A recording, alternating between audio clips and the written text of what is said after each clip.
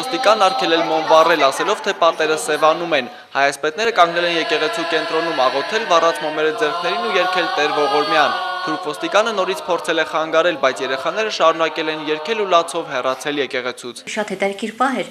երբ որևէ մոմ հանգչում էր, անմիջապես մյուս երեխան միացնում էր այդ մոմը, եւ մի տեսակ մենք շատ միահամոռ միաբան էինք այդ պահին։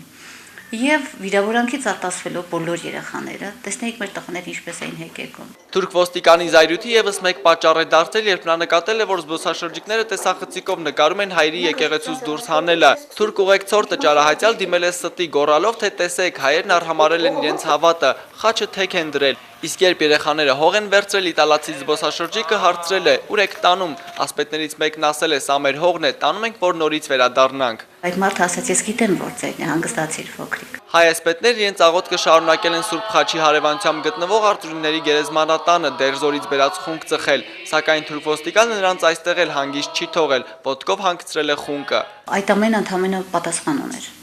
Ասեցի երեխաներ, իրենք են Տերը, պիտի պահեինք, որ այսօր չվիրավորվեինք։ Սրա միայն մի պատասխան կա ուժեղաբերք լինել։ Ալվերացնե փլատակներ են եւ փառագոչ քնարը տար։ Նույն ընդունելությանը հայասպետներն ականատես եղան նաև անցած տարի, երբ Անիում մասնակցում էին խաղողորներքի։ Ոստիկանները նրանց արգելել են աղոթել, պատճառաբանելով, թե պատերը քանդվում են։ Երեխաները շարունակել են աղոթքը անձայն։ Կարին Տոնոյանը որոշել է հայասպետները չեն մասնակցի աղթամարում կայանալի կարարողությանը։ Ես կարծում եմ, որ գնալը միանշանակ կնշանակի միանալ իրենց մեզ ծաղրելու հարցում։ Կարին Տոնոյանը հայասպետների ուղեկցությամբ անպայման դարձյալ կայցելի պատմական հայրենիք, բայց ոչ թուրքական շոուի նշանակված օրը։ Վահե Դավթյան, Էդգար Դավթյան, Հայլուր։ Թուրքերը հերթական անգամ փորձում են նմանակել եւ սեփականացնել այն, ինչ հայկական է։ Միլի Էթերթը օգոստոսի 20-ի համարում տեղեկություն է տարածել, որ Մալաթիա քաղաքում անցկացվելիք առաջի միջազգային կինոփառատոնի գլխավոր մրցանակը կոչվելու է Ոսկե ծիրան։ Հոդվածագիրը նշել է, որ 2004 թվականից Հայաստանում արդեն անցկացվում է Ոսկե ծիրան միջազգային կինոփառատոն։ Երևանյան Ոսկե ծիրան կինոփառատոնի լրատվական ծառայությունից տեղեկացրել են, որ հայկական Ոսկե ծիրանը ոչ մի կապ չունի Մալաթիայում անցկացվելիք միջոցառման հետ եւ չի բացառվում, որ դատական կարգով վիճարկեն անվանումը օգտագործելու հարցը։ Սոմալիի մայրաքաղաք Մոգադիշոյում կառավարական բանակի համազգեստով ծպտված զինյալները հարձակվել են հյուրանոցի վրա, որտեղ իջևանել էին բազմաթիվ պաշտոնյաներ։ Երկրի փոխվարչապետը հաստատել է, որ զինված միջադեպի հետևանքով սպանվել է 32 մարդ, այդ թվում 6 падգամավոր։ Բռնարարքի պատասխանատվությունը ստանձնել է իսլամիստական Շաբաբ խմբավորումը, որն արդեն 3 տարի ապստամբական պայքար է մղում արևմուտքի կողմից հովանավորվող կառավարության դեմ։ Նման հարձակումներով ապստամբները իրենց դժգոհությունն են արտահայտում երկրում Աֆրիկական միության խաղաղապահ զորախմբեր տեղաբաշխելու դեմ, որոնց հիմնական առաքելությունը արմատական խմբավորումներին ճնշելն է։ Միջազգային մյուս իրադարձությունները Լուսինե Կոշեցյանի խճանկարում։ Ճանապարհային խոշոր պատահար է տեղի ունեցել Պորտուգալիայի հյուսիսում։ Միմյանց են բախվել ավելի քան 40 ավտոմեքենա։ Զոհվել է 5 մարդ, 72-ը ստացել են տարբեր աստիճանի վնասվածքներ, 24-ը ծանր վիճակում են։ Նախնական վարկածով վթարի պատճառը եղել է մարախուղը։ Վատ տեսանելիության հետևանքով նախ բախվել են 10 մարդատար եւ 2 բեռնատար։ Բռնկվել է հրդեհ։ Մարախուղին ավելացած ծուխն իրավիճակն ավելի է բարդացրել։ Րոպեների ընթացքում մայրուղու վրա մեքենաների հսկա կույտ է առաջացել։ Չիլիում մոտ 1 կիլոմետր խորությունում թակարդված 33 հանքափորները սկսել են սնունդ, ջուր եւ թթվածին ստանալ։ Բացի այդ տեղադրված հանքավորումների շնորհիվ նրանք հնարավորություն ունեն հեռախոսով շփվել իրենց ընտանիքների հետ։ Ոսկու հանքում վթարը տեղի է ունեցել 17 օր առաջ, սակայն այնտեղից շուտ դուրս գալու հույս չկա։ Մասնագետները կարծում են, որ փրկարարական աշխատանքները կարող են ամիսներ տևել, որպեսզի ներքում գտնվող մարդկանց ավելորդ վտանգի չենթարկեն։ Մինչև այդ իշխանությունը եւ հարազատները ջանում են անել ամեն ինչ հանքափորների առողջությունն ու տրամադրությունը կայուն պահելու համար։ Մինչ աշխարհը ջանում է հրաժարվել մահապատժից, Շվեյցարիայում գիլյոտինին վերադառնալու միտումներ են նշмарվում։ Մահապատժի կողմնակիցներն արդեն պատրաստել են բոլոր փաստաթղթերն այդ հարցով հանրակրվե անցկացնելու համար։ Եթե իհարկե մինչև 2012 թվականն այդ փաստաթղթերի տակ 100,000 մարդ ստորագրի։ Ալպյան ատկերկրում վերջին հանցագործը գլխատվել է 70 տարի առաջ։ Այսօր եվրոպական միակ երկիրը, որտեղ մահապատիժներ են իրականացվում, Բելարուսն է։ Միացյալ Նահանգների դատարանը ցողունային բջիջների ուսումնասիրության վրա ժամանակավոր արգելք է դրել։ Մինչդեռ նախագահության առաջին ամիսներին Բարակ Օբաման Ալցհեյմերի եւ Պարկինսոնի հիվանդությունների բուժմանը օգնելու նպատակով դրանք արտոնել էր։ Որոշում կայացնելիս դատարանը հիմնվել է ուսումնասիրություններին մասնակցող երկու բժիշկների կարծիքի վրա, որոնք պնդում են, որ ցողունային բջիջների ուսումնասիրությունը մարդկային սաղմի համար ոչնչարար է։ Արգելքը սակայն չափահասների ցողունաբջիջների ուսումնասիրության վրա չի տարածվում։ Հետազոտությունները կարող են շարունակել նաև այն լաբորատորիաները, որոնք պետական բյուջեից չեն ֆինանսավորվում։ Լուսինե Կոշեցյան, Հայլուր։ Երբ գալիս է սեպտեմբերը ծրագրի շրջանակում աջակցություն կստանան Հանրապետությունում 3 եւ ավելի դպրոցահասակ երեխաներ ունեցող սոցիալապես անապահով ընտանիքները։ Կտրամադրվեն գրենական պիտույքներ, պայուսակներ, հագուստ։ Ծրագիրը իրականացնում է Աշխատանքի եւ սոցիալական հարցերի նախարարությունը հասարակական կազմակերպությունների հետ։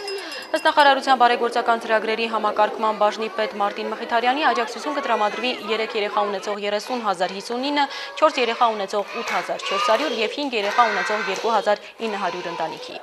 Լոռու, Կոտայքի, Շիրակի, Սյունիքի, Տավուշի մարզերում նման 1500 ընտանիքի արդեն տրամադրվել են անհրաժեշտ դպրոցական պարագաներ։ Մյուս ընտանիքներն էլ պետք է դրանք ստանան մինչև սեպտեմբերի 1-ը, եթե չհասցնեն, պատասխանատուները խոստացել են պարագաները տրամադրել նաև ուսումնական տարին սկսելուց հետո։ Հայաստան ժամանող զբոսաշրջիկների թիվը այս տարի ավելացել է ազգային վիճակագրական ծառայության տվյալով 2010 թվականի հունվար-հունիս ամիսներին Հայաստան է ժամանել ավելի քան 230,000 զբոսաշրջիկ, անցյալ տարի այդ թիվը չի գերազանցել 207,000-ը։ Ի դեպ, Թուրքիայի մշակույթի եւ туриզմի նախարարության տվյալների համաձայն այս տարի ավելացել է Թուրքիա այցելած հայ զբոսաշրջիկների թիվը։ Չնայած որոշ հայկական տուրիստական գործակալությունների հայտարարած բոյկոտին Անտալիայի տոմսեր չվաճառել, 2010-ի նախորդ տարվա համեմատ շուրջ 450-ով ավելի շատ հայ է նախընտրել հանգիստը անցկացնել Թուրքիայում։ Հետաքրքիր մեր հաղորդագրություն, որ ստացվել է Մայրաթոր Սուրբ Էջմիածնից, բոլոր նրանք, ովքեր ցանկանում են ապրել վանական կյանքով, կարող են դիմել Մայրաթոր։ Ընտրված միաբանների վանական կյանքը կկազմակերպվի հայաստանյաց առաքելական Սուրբ եկեղեցու տարբեր վանքերում։ Մանրամասն տեղեկությունների համար կարելի է դիմել Մայրաթոր Սուրբ Էջմիածին կամ զանգահարել 517 291 հեռախոսահամարով։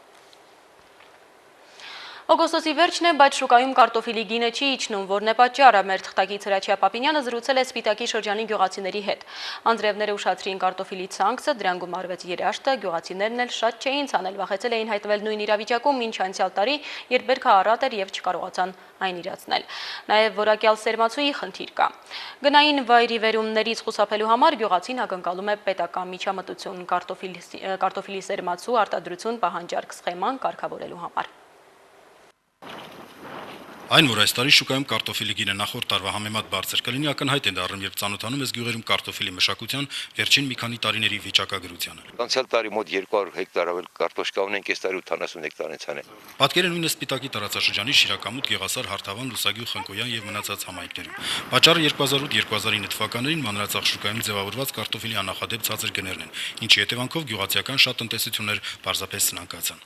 Անցած տարի կարտոշկան չծախվեց, ժողովուրդը ստիպված լրիվ անասուններին տվին, որը թափեց, որը 20 դրամով էլ չէին տանը։ Դրա համար հիասթափվեցին ժողովուրդը, էլ չէին ուզում ցանեն։ Նվազ է ցանքսերի քանակը, նվազ է նաև բերքատվությունը։ Գառնանտևական անձրևների պատճառով գրեթե 1 ամիս ուշացել է կարտոֆիլի ցանքսը, ինչին անմիջապես հաջորդել է երաշտը։ Այդ ամենին գումարվել է նաև այն, որ նախորդ տարիներին կարտոֆիլագործությունից կրած մեծ վնասների պատճառով գյուղացիները խուսափել կամ հնարավորություն չեն ունեցել լուրջ ներդրումներ կատարել ցանքսերի վրա։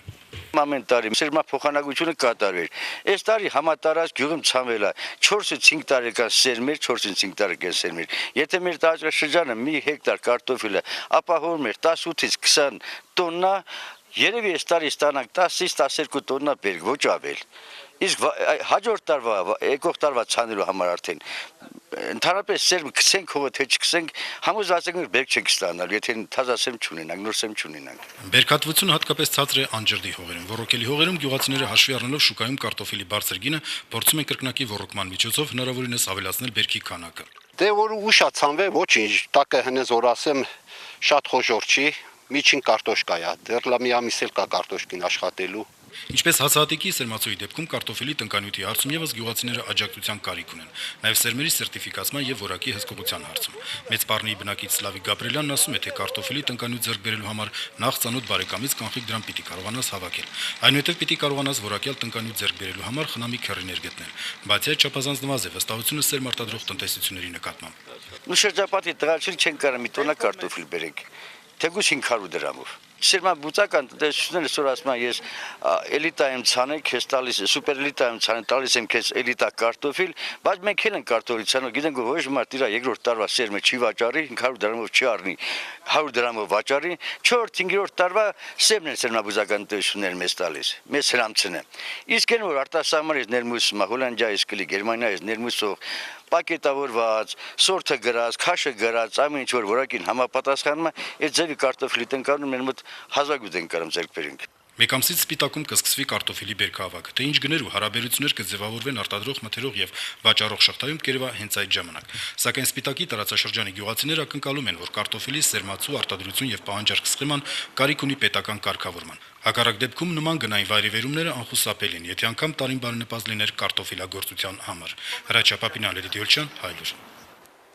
Հայտնի է դարձել Miss Tierzerk 2010-ի անուն այդ տիտղոսը այս տարի նվաճել է Մեքսիկան ներկայացնող 22-ամյա Խիմենա Նավարետեն։ Գեղեցկության 53-րդ մրցույթը կայացել է ամերիկյան Լաս Վեգաս քաղաքում։ Չնաշխարհիկ Մեքսիկուհին հաջող է ելույթ ունեցել հատկապես եզրափակիչ փուլում, ետևում թողնելով 82 երկրներից եկած գեղուհիներին։ Հաղթողը թագուհու թագնու նախատեսված գումարը ստանալուց բացի նաև պայմանագիր է ստորագրում մրցույթի կազմակերպիչների հետ։ Պայմանագիրը նախատեսում է մի շարք արտոնություններ եւ մրցանակներ մասնակցություն բարեգործական եւ գովազդային արշավներում, բացի այդ գեղեցկուհին պարտավորվում է 1 տարի միայնակ մնալ, այսինքն չամուսնանալ։ Այսքանը Հայլուրի այս թողարկմանը, տաղավարում ձեզ համար աշխատում է Շահանե Մեժլոմյանը, կհանդիպենք կեսգիշերից հետո։